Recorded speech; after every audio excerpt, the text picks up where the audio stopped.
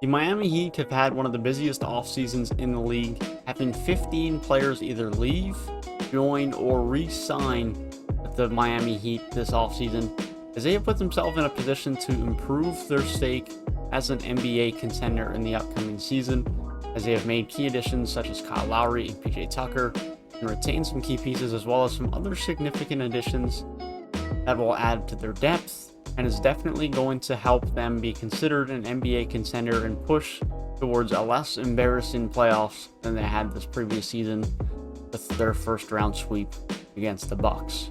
That being said, let's get into talking about the Miami Heat's offseason and where I think this could lead for them in this upcoming season. So first, let's talk about the additions to this Miami Heat roster. They have added Kyle Lowry, PJ Tucker, Nemanja Bjelica, and Markieff Morris. Some pretty nice additions. Kyle Lowry is coming on a 3-year deal via sign and trade from the Toronto Raptors at about $27 million a year. PJ Tucker is coming on a 2-year deal worth about $14 million. Nemanja Bjelica and Markieff Morris are all both coming in on the veterans minimum on a 1-year deal. So obviously the significant additions here are Kyle Lowry and PJ Tucker, who will insert themselves right into that starting lineup. Kyle Lowry will play the point guard spot, a much needed improvement for them at the point guard spot above Goran Dragic and Kendrick Nunn, who both saw themselves leave Miami this offseason. And it's been a fit that's been rumored for a while now. Of course, Miami were interested at the trade deadline. They've been interested all offseason. Kyle Lowry wanted to go to Miami. He has a good relationship with Jimmy Butler. Him, Pat Riley, Eric Spoelstra, that fit totally makes sense alongside Jimmy Butler.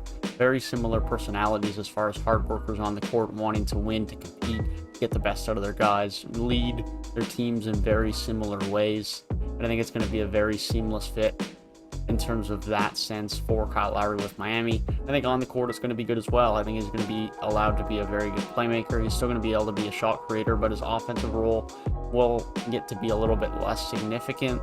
He's going to have better spacing, you could argue, than he did in Toronto, as Duncan Robinson is going to continue to provide a lot of spacing. Jimmy Butler, although three-point shooting does struggle, you're still not just letting him shoot a three. And then, of course, now Nemanja Bjelica is going to be in there to shoot threes, and PJ Tucker is going to be there to shoot threes as well. And I think the PJ Tucker signing is a very, very good addition for them. It's going to provide them someone who can be a very good wing perimeter defender for them, and be giving them very good spacing with, of course, his good three-point shooting from the corners. Just a very good experienced player, hard-working player, hard-nosed, puts in that hard work, plays good defense, makes the winning plays. And as someone who's had a lot of deep playoff runs in his time now with Houston, and of course last year with the Bucks, now has a title, has that championship pedigree, that experience, and is something that he can bring into this Miami Heat team.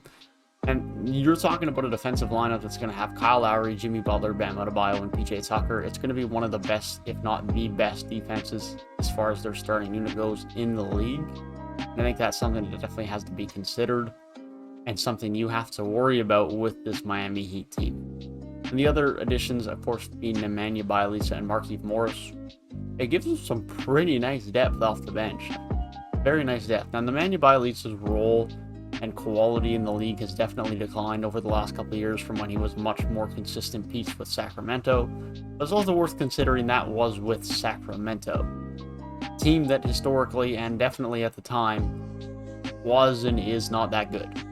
That's just a fact. Now, I actually like what Sacramento have going on right now, and I think this is the most promising they've looked in a while. Nemanja Bjelica definitely isn't what he once was. He's not going to be a 70-game, 80-game guy for this team playing 20 minutes a night. But he probably will feature here and there in certain matchups and give them some good spacing and three-point shooting. That's about it. But he'll do that. Markieff Morris is a good addition as well, of course, having won a title with the Lakers. He'll continue to come in and be an important piece for this team off of the bench. Gives them some nice depth at that and around that 4 spot with Bjelica and Markieff Morris. Markieff Morris might slide up and play the 3 as well, but it gives them some nice options in and around there for depth. Added PJ Tucker, added Markieff Morris, and the power forward spot was their weakest spot last year, and they definitely have improved that coming into this season. But now let's move on to talk about who has left the Miami Heat this offseason. A few older pieces and a few younger pieces have left the Miami Heat in this offseason. Those being Kendrick Nunn to the Lakers, Trevor Ariza to the Lakers, Andre Iguodala to the Golden State Warriors, Goran Dragic, and Precious Achiuwa to the Toronto Raptors via the Kyle Lowry sign-and trade. So the older pieces, of course, being Goran Dragic, Andre Iguodala, and Trevor Ariza. Goran Dragic, he was used to match salaries in that Kyle Lowry sign-and trade. Giving up him and Kendrick Nunn is a little bit curious. They've now given up what were their two primary point guards on the team last year. But they're still in a scenario where they're fine at the point guard spot. They're not going to be in a scenario where they're in big trouble by any stretch. They're still going to be fine. Of course, they brought in Kyle Lowry, so they're going to be good there. But it is just interesting, especially considering Kendrick Nunn went to the Lakers on pretty much a minimum deal. Now, there was probably some more teams that were willing to give him more money as a restricted free agent. And then once he became an unrestricted free agent when they renounced his rights, of course, then he decided to go to the Lakers to try and win a title. But I found it interesting that they did renounce his rights. Maybe there was just some offer sheets that they thought were going to come in that they weren't willing to match. So they decided to just make him an unrestricted free agent. And I definitely would love to know more about why they ended up deciding to renounce his rights and not retain him on the roster, as it would have seemed like a smart move if you could have gotten him at the right price. Kyle Lowry is now going to definitely be that de facto point guard. They don't really have a true backup point guard behind him unless they sign someone in free agency, which they definitely still could. But they still have Jimmy Butler who can be a ball handler, and so all signs as of right now would indicate that one of Kyle Lowry or Jimmy Butler will always be on the court, unless they want to give Gabe Vincent the backup point guard duties, which I don't know if they're fully willing to do, especially playoff time. But then if you're talking about other than that, I mean, Andre Iguodala leaving, sure, you lose a bit of championship pedigree and experience, but you brought in PJ Tucker, you still have Casey Okpala who can play that 3 spot off the bench, you're fine.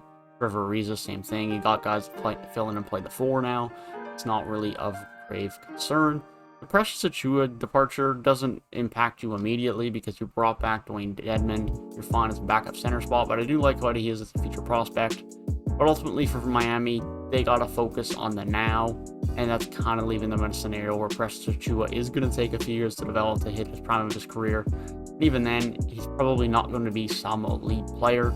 And so making that trade to bring in Kyle Lowry is definitely a smart move, something they should have done and needed to do as far as I'm concerned. So let's talk about some of the re-signings they made this offseason. Of course, Duncan Robinson was re-signed on a 5-year deal worth $90 million, which for me is a little bit too much for someone that is primarily just a three-point shooter.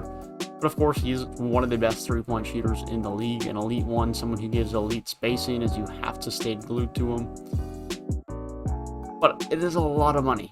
And if you're talking about guys that have been paid significant money to be just three-point shooters and spacers, you look at Davis Bertans, you look at Buddy Hield, those contracts have never really panned out that well in the long run. Now, if Miami compete, if Miami win a title, it won't matter at all.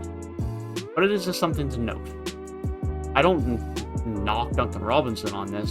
Good for him for getting paid. I think he's a very good player. I just usually don't see three-point specialists get paid this much and have it turn out well. Outside of that, there wasn't anything too crazy for Miami as far as guys that had to re-sign, other than Victor Oladipo, who comes back on a 1-year deal at a minimum.